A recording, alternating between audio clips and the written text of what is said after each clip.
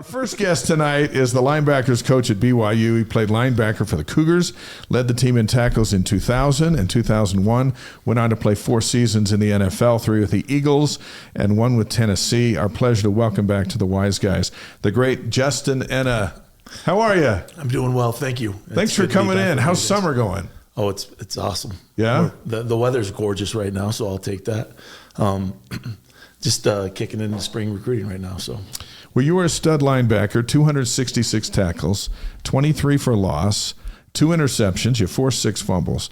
So how would Justin Ena back then stack up against who you're coaching today? I'd probably be playing O-line. The speed of the game is so much faster, and we have a bunch of cheetahs out there, and they do a really good job. Does that blow your mind a little bit? Because you were really good, and now this group that you're coaching is different. Yeah, we were built to stop power and ISO, and everybody was 21 or 12 personnel. And now coaching and seeing the game evolve into spread, you have to make sure that you play in space. And if you don't play in space, you can't play linebacker anymore. See, I was going to ask you that, because the difference of the times, I feel like guys or the game isn't as physical anymore. And so you see like the trade-off of physicality back then, but then now it's a little bit more finesse, but guys are a little bit more athletic. No, you see that for sure. I always tell my guys that we were big Chevys and Fords, like running around, and now they're all sports cars. They really are. I mean, Ferraris, and these kids are a little bit different these days too, to where if they don't feel like they're at the top peak of their performance, sometimes they're like, hey, maybe I should just hold myself out. And like, I've never played 85% healthy. Ever. And so you have to be able to kind of get the toughness out of the kids and make sure that you have a tough room that holds each other accountable. And when you do that, the sky's the limit. How do you do that? We did that when I played. We did it by drills. Yeah. Like live tackling drills. And I believe in that. And that's one thing that I think my players sometimes are like, man, take it easy a little bit. But the kids have to understand that this game is still a very violent game, and it needs to be played that way. Yeah. And that's how you set yourself apart. And so these kids, the players that we have right now, they understand what the expectation is. Going into year 3 right now, it's making sure that we don't hold anything out there anymore. I mean, we're 1 or 2 plays away from playing in the playoffs, and so we have to make sure that we hold each other accountable, that the standard's set, and that we have to keep on just getting better every single day. Now, back in the day, you went up against big offensive linemen, but these are tanks. If your linebackers are sports cars, I was at practice the other day, and they came walking off, and they're all 6'6", 6'5", huge. Yeah. But that's part of the game right now. So our advantage right now is speed, and so speed and power. If we can get our guys aligned exactly where they need to be aligned, and if they can execute and get their eyes key what they're supposed to be keying, there's no chance that these big guys can touch us. But you have to be exact with your alignment. So we always talk about alignment, assignment, adjustment, right? And you're always moving and talking to these kids all the time, understanding every defense has a strength and a weakness, and so you better know as a backer in there, if this quarterback's looking at and seeing it, okay, what's he going to check? And if he's not checking it, so we can play ball from where we are in our formation, and we're all set. But we have to be exact with our alignment and assignment. Yeah. Once we do that and we're keying our keys, we'll play ball. You know, there's one thing that will always be size, speed. Yeah, that's how you think. That's how I got away with, being 5'6" as a corner. But I was like, was it the speed? I went to junior college my first 2 years in the Bay Area, and I was like the 8th fastest person on the team. I came to BYU, I was the fastest person, like by far. Like I was shocked, and I think because I was so much quicker and faster than everybody, I was able to get away with being a little bit shorter, but you still have to have that balance of strength and power. And I know right now, what I've heard that you are in charge of putting, weight on guys, when it comes to. You're still running that? You know what? Our guys are hitting their numbers right now. I don't want to be too big either, right? So these kids have put on 30, 40 pounds, and they're right where they need to be. I mean, you talk about Glasker. When we first got here, he's like 197, and now he's 237 to 241. Wow. We want him there about 241, 242 when he comes to fall camp. So if they're falling behind, then they have the 7 a.m. breakfast with Coach Ena. It's core powers. They're all over the place. You got 42 grams of protein everywhere. But if they're hitting their number, then they can skip that and just see at lunch. And that's in every single day. They're always changing their weight in our linebacker room, because we want to know where hopefully they want to know where they are, right? And so it's every single day making sure that you're better every single day. Right. And when you fall behind, all right, then gotta come eat. That's a punishment. Come eat some pancakes. Yep.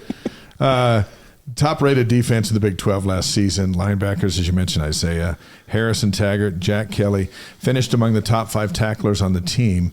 They're all back this fall. How do you feel about this core group? They're great kids. I think they're great human beings, first of all, and they want to be the best at what they do. And so it's easy for me to coach these guys because they have the standards. It's set already, and now it's making sure that you break through. And it's okay to be uncomfortable. We want our guys to feel uncomfortable, because you grow the most when you're uncomfortable. And so having a little discomfort and knowing that, hey, it's going to be okay, and just keep on just grinding every single day to be the very best you can be, you're only going to elevate the whole team. You know, we have this debate all the time, and we always try to think back. And these guys, Maury, I just got to the program in 2009, but you know that was a long time ago. Just let you know that it's 2025 now. You're right. I keep forgetting I'm old. But we had this debate all the time of trying to figure out when was the last time we had a linebacker core like this, where every single person was solid, right? Like not only solid but contributed, and where like they can go and make, anybody at any given time can make a play. Right? Have you ever had a core group like this before? No, and we just talked about the 3. I can almost go 5 more and feel more than comfortable with all the guys, and it's pretty crazy. You have Jayden Struthers, who's a really good athlete, and he'll be a senior this next year, and then Sese is he's a freak of nature. He's big, fast, and strong, moves around. Trying to get him to be a little bit more physical, because he is 245 pounds, and he does it. It's fun to watch, because he is kind of that throwback. Was never that athletic as him for sure, but he can bring the hammer when he does. And then I think Micah Kafusi, both those guys have made huge strides. I think Ace probably had the best spring of all the linebackers this last year. Oh, he's awesome. Nice. He's done a really good job. And again, he's one of those kids where you think it's almost too good to be true, because he's a great human being, and you're like, man, if I say something out of line, sometimes I'm like, I feel like there's a general authority across the way. He's a 21-year-old kid. It's a cool deal though, because there's some good boys, and then Miles Hall. I mean, it's fun to work with this group of guys. Now that spring drills are over, and they have some time off a little bit in April, but then they're back, I think, right in May. What do you have the linebackers working on when you can't be right there on top of them? I think the number one thing we do too that makes us a little bit different is our linebacker analyst, Chad Kawaha. Yeah. He's been a D-line coach at USC, UCLA, Wisconsin, all over the place, Oregon State. And I was lucky enough to get him in my room a year and a half ago. And so he came in with us, and I wanted to learn a lot more pass rush moves, because that's not my forte. But learning from him, from one of the very best D-line guys that I've ever been around, it's been awesome to see the production that's moving forward when we do rush the passer. And I'd say we probably rush the passer as a backer group 25% of the time, maybe 30% of the time. And I think the production has been off the charts. You guys get home for as little as you guys rush, right? Yeah. And it's all the credit goes to Coach Chad. He does an amazing job. So how do they do that? How do they do that when the team's not practicing like full on against each other, and you're just out doing your individual stuff or your unit stuff, and you want to improve on rushing the passer? There's a ton of.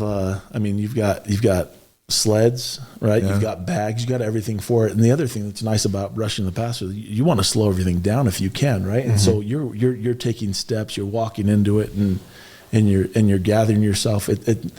I hate going full speed when you're doing this because it's all teach tempo, and it should be teach tempo. So I think we're in a really good spot to just really, really teach the fundamentals.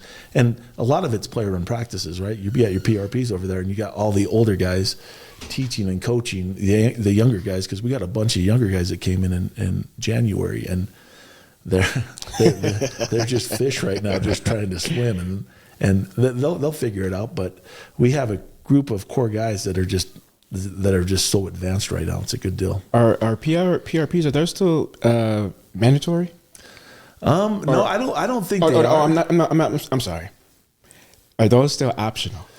I think they're optional. You see how I jumped the gun and said, are they still? Yeah. Hey, this is optional, but you don't have to go. But I know we're bringing them back in May, and I think they have to be back. So I think it's making sure that they try to better themselves and take the fundamentals and techniques to be great. I think that's something where I really grew, because I came in April instead of January, so I missed spring ball. But when I came, and during that time, it was the player run practices that were optional. But when I got onto the field and I could see how these guys worked, I already set the culture was set for me in my eyes. Even though I was a junior, young and inexperienced as far as being at this level, it took me to a whole nother level because I was able to see, our leaders like rah, and I was like, why are you guys yelling at everybody? Ain't no coaches out here. Why are we going 1,000%? We could take a play off, but again, it's set that culture for that very reason. Yeah, and again, when it's all said and done, it's all about culture. It's cool for our older players to teach it, right? Because you learn better when you're the teacher and you make mistakes and you're teaching these younger guys, and you're like, maybe I should word this a little bit different. And I do it all the time. I always tell my guys, hey, if there's something I can do better, let me know, because we're all just growing and getting better. Yeah. And so when you have these older guys take the reins, and even during film session, you have these guys doing it. It's fun to see what they're doing as long as they're communicating correctly. Yeah, that's cool. Greg from Riverside Country Club's on the stream. He's golfing and listening to the Wise Guys. That's like living the dream right there. Mariko from St. Justin. I'm in your dad's ward in St. George. Great person.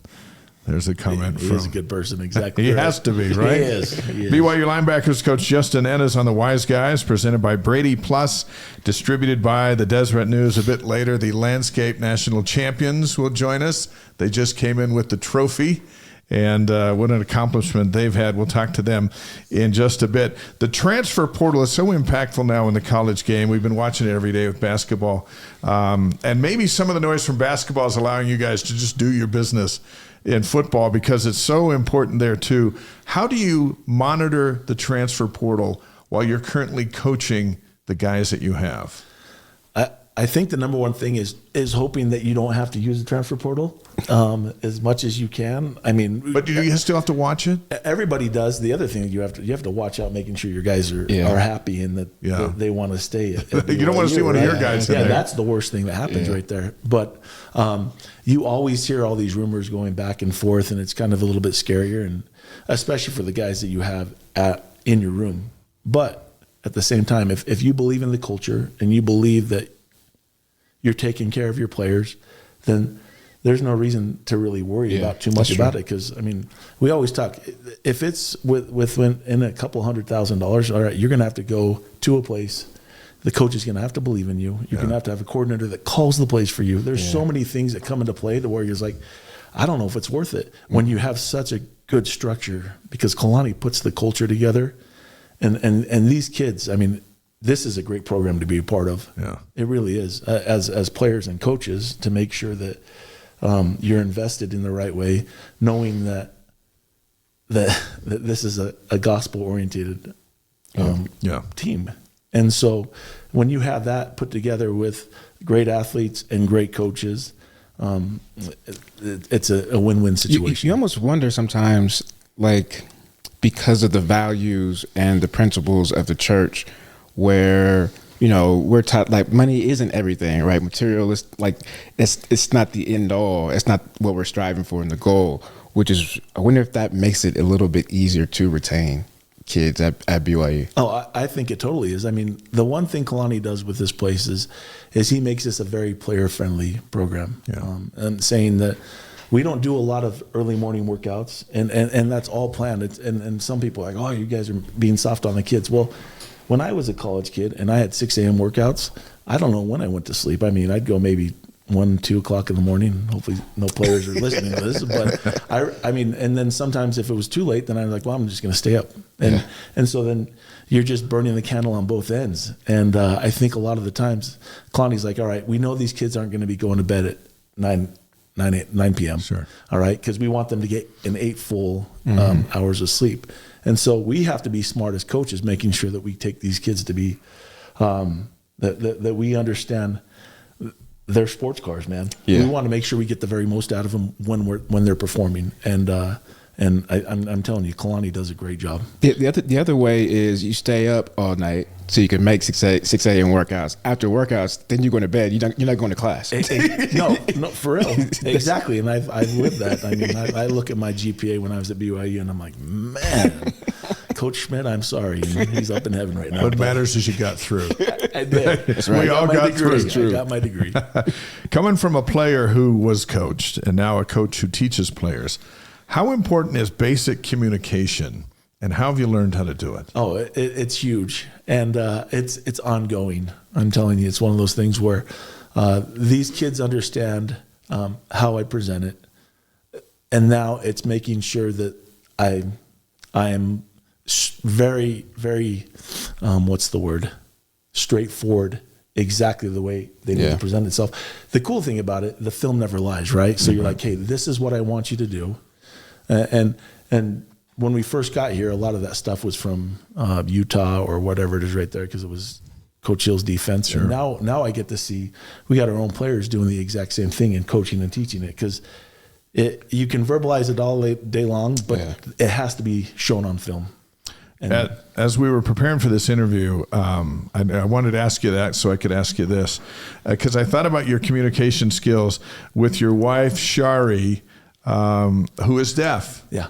And so when you started dating, did you have to rely on your football coaching communication skills to just figure out how to communicate? I had to mouth things really, really well because she reads the lips. Yeah. And so it was, when we first started dating, she didn't have cochlear implants. And so everything was mouthed, and like I was talking like that. And it was the coolest thing because I'm not a loud person when I'm off the field. And so when we go to restaurants, like it could be as loud as possible. And all I would do is just mouth everything, and she would just pick up on everything. I was like, man, this is awesome. This is a cool deal. I would think that would push you to the limits just a little bit in developing a relationship, which you have when one can hear and one cannot. Yeah, you know what? It's cool because she's such a loving person, and she's been doing it her whole life, right? And so now I'm trying to learn sign language. Are you getting pretty good? I'm still horrible, but I'm trying to figure this out, and I got to take classes. I got to audit classes at BYU, whatever I need to do. But I need to get better at that. How cool was it? I think you might have been in the locker room, but she signed the national anthem before the Arizona game last year, and I don't know her very well, just a little bit, but nothing holds her back. And when you see her doing that, what does it motivate you to do better? She's so courageous, and she puts herself out there, and that's one thing. She's an extrovert, and I'm a very introvert, and so it's cool that she can do that, and she's willing to put herself out there, and that's one of the reasons why I was attracted to her, because I was like, you know what, she's going to put me in places where I need to be a little uncomfortable, right? And I need to be uncomfortable because I need to grow and get better, and so it's been an amazing journey with her, because she'll put herself out there, and then and then she pulls me along. So it's such a cool deal. And then when she was signing the national anthem, I was up in the box watching it. Oh, and good. It was amazing. Yeah. It was so cool. And you can watch that, by the way, if you go to YouTube, and you can watch her sign the whole song. It's also on our Facebook page too. Yeah. And just great stuff. You guys are great together. We're thrilled to have BYU linebacker coach Justin Ena on the Wise Guys live on YouTube, Facebook, Twitch, and wiseguys.com. Our 5 questions are presented by strategysquare.co. We've already hit you up on the original 5 questions. And so we're going to get creative and get your opinion on the new rules for the NFL season, whether you like them or not. So we'll run the rule past you, and then you tell us if you like it or not, okay? Okay. So these are called New Rules with Justin Ena. If we had some music, we'd be playing it. Nice. If we had a sponsor, you'd be sponsored by it. All right, Bilo, you want to go over the first rule? So Yeah. we'll read the rule, and you tell us if it's a good idea or not. In overtime, each team will get a chance to score a touchdown, just like in the regular season. This rule has been in the playoffs since 2022, so now teams both have a chance. So now they're moving it to the regular season this year. You like that? I like it. You don't I don't like know the why I game like it. on I a- just like it. Yeah, I don't like when they have the field goal and then even like the touchdown afterwards. Yeah, And you're it's like, man, over. it's just like, because then it's all luck, right? It's the coin toss. Yeah. Yeah. And if you lose the coin toss and they go score a touchdown, your offense over. never even saw It's the done. field. Yeah, So you like that? You're I not. You're not leaving the actual game, like the competition, right? Yeah. Like the skill set, up to chance, right? You're leaving. It's up to luck. Yeah. To Yeah. the point. Yeah. Okay. All right. is. That's good. But then I'm going to tell you player safeties. It's going to be like how long of the game is the game going to go touchdown, then the next score afterwards? Is that what it's? Yeah, I don't know. I in my opinion, I think Because it's only 10 minutes. I feel right? like we should. Overtime. I feel like we should. NFL should take the college model. And Oh, I love it. I agree. do. Like that would help with player safety, right? I mean, limited to a certain. Well, you can't limit it because once you start going for 2, things get. Yeah, it's gonna be- tough. You saw the Georgia game, right? Like Right. Georgia and Georgia Tech, Yeah. right? So All right. Conrad's in on the stream from New York City. Conrad, good to have you with us. Here's number 2. Ready? Cameras will replace the chain gang for first down measurements. So they'll have 6 8K cameras that'll track the ball and measure its distance. The chains will still be available on the side as a backup. But do you like them moving to cameras to determine if you got 10 yards on the first Are down? they motorized or someone have? They'll the just be sticks and they'll the be ca- up there. you know, like tennis, Yeah. when they like when the ball like hits the line and they let go. I think it's going to be technology like that, right? Yeah. So Yeah. like even on the point of the ball. Yeah, Like yeah. everything is all right. Perfect. So they're Yeah. taking the human stretch, the human, I think this is a first down or it isn't, and they're going totally, hey, the pictures don't lie. Legit. I'll take it. I like it. All right, that's a good one. Oh, by the way, Russ is checking in from the Navigator on the Seas. So the Wise Guys is on cruising with the Cougs here tonight. Nice. Hope you guys are having a good day. All right, below number 3. All right, kickoffs. Touchbacks will come out to the 35 instead of the 30. This is to discourage kickers from booting the ball into the end zone. They want more kick returns. I like it. You like that? Yeah, it was a wedge buster. So I think those guys need to get paid. So Yeah, yes. right. Yeah. It was interesting what they tried this year. And the kickers are like, we're just kicking it out anyway. Yeah. We'll give it to you at the 25. Yeah. But we don't want Taysom Hill with the football running full speed by the time he gets to the 30. And so there just weren't enough. And so now they've gone, I said, well, now we're going to penalize you. They can come out to the 35 if you kick into the end zone. And we know, like, just with special teams, especially when it comes to punt returns, the stats, just like being able to get 10 yards, 10 more yards. It's a big deal. The percentage chances goes like skyrockets just from 10 yards when it comes to the chances of you scoring a touchdown. It's an automatic first down. Yeah. Okay, number 3. Number 4, would you prefer the NFL version of the kickoffs, or would you have the college kickoffs to stay the way they are? Do you want the NFL ones to come into college? No, I like the college part. I like running and getting our head start. And I think it shows a little bit of violence, and that the tougher players will shine more in college than in the pros because it's already confined. Yeah. So you only got 10 yards to work. Yeah. I think it's great. And then it's good to see the speed, right? Yeah. Of players. They've worked their butts off during all of spring and summer to showcase their speed. Let them show their speed. Well, I think too, the opportunity for both sides, right, of the ball, like the less chances of you scoring a touchdown based off of how it currently is, and then for the defensive side on the cover, because you're going full speed and you're 6'5", 250 pounds, opportunities to strip the ball, right, get turnovers as well. So, and it's a gladiator sport. It's a gladiator. Is there anything more exciting than a kickoff return for a touchdown? No, it's pretty awesome. It is. That's what I love about the game. It's beautiful that way. They've already done enough on the return side to make sure that they limit the wedges, right, coming together, two players coming together to block one at the same time. So they've made it safe enough, I believe, for not only the return team but the kickoff team by limiting the double teams. And so let the speed work. It's fast break football. How sweet was it when Marion broke that one against Utah? By the time he got to the 25, he was going the rest of the way. And you could just feel it. And he kicks in the afterburners, and all the Utah fans are just like, what? And you're going nuts in the booth? Yeah, right after they had that momentum that they thought, we're going to roll. And then that was huge. Keelan's such a good returner and just a great human being. The kid's he's working his butt off. I just saw him in the locker room a couple hours ago. Well, he's an All-American now, so he has to. That opening kickoff on August 31st is going to be like we're expecting him to take it to the house. Yeah, expectations are high everywhere. So these new rules will debut on July 31st in the NFL Hall of Fame game in Canton, Ohio, and then we'll see how they go for the rest of the season. All right, let's finish with number 5, Bilo. The NFL schedule will be released next month. Who should be the opponent on opening night to face your championship Eagles? Who do you want? That'd be great to see Kansas City. Do you think they'd put the two together? They always lately they do the champion. Yeah. But it seems like then they throw someone else in there. But it would be great to see them play the Chiefs. Yeah. Usually, I think that's what you're going for. Chiefs, or Seattle. That's my team too. So I'm but America doesn't want to see the Seahawks on opening night. I love seeing the Seahawks. That's the problem. Everybody's like, "Yo, you got a Seahawks fan?" Well, I was raised in Oregon and Washington. They're going to be on the NFL Network after the Browns game.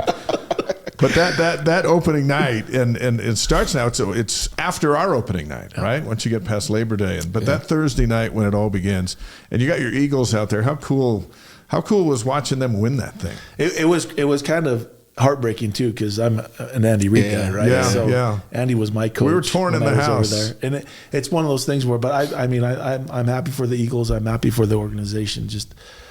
Jeffrey Lurie and the ownership there's been awesome and consistent, but I was hoping Andy could get that three-peat, which would have been amazing. I wanted them to lose. My sons, they live in Missouri, and they are huge Chiefs fans. And I grew up in the Bay Area, so that rivalry with Super Bowl, I've been hearing it from little kids for the last couple of years. So I was like, what's that to lose? So you cheered against your own flesh and blood at the Super Bowl? Absolutely. Is that how that went down? Absolutely did, yep. Coach, we're so glad you came in. Thank you. for coming over here and hanging out with us. And the team is better across the board, but those linebackers, especially since you've been here, they've become the show on defense.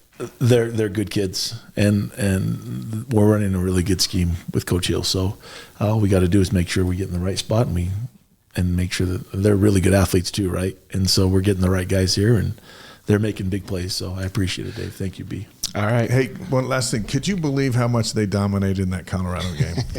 I saw some video of the game again the other day, and I was just like, what the heck? That was a fun game, and we didn't practice the Deion dance with Isaiah Glasker. that just came out of nowhere. I was like, man, that's a good dance. So good for you. Even Deion couldn't be upset. He nailed that dance. Right. I agree. Absolutely. Awesome. Okay, have a great summer. Thank you so much. We'll see you at camp around the corner. Thank you. That's Justin Ena.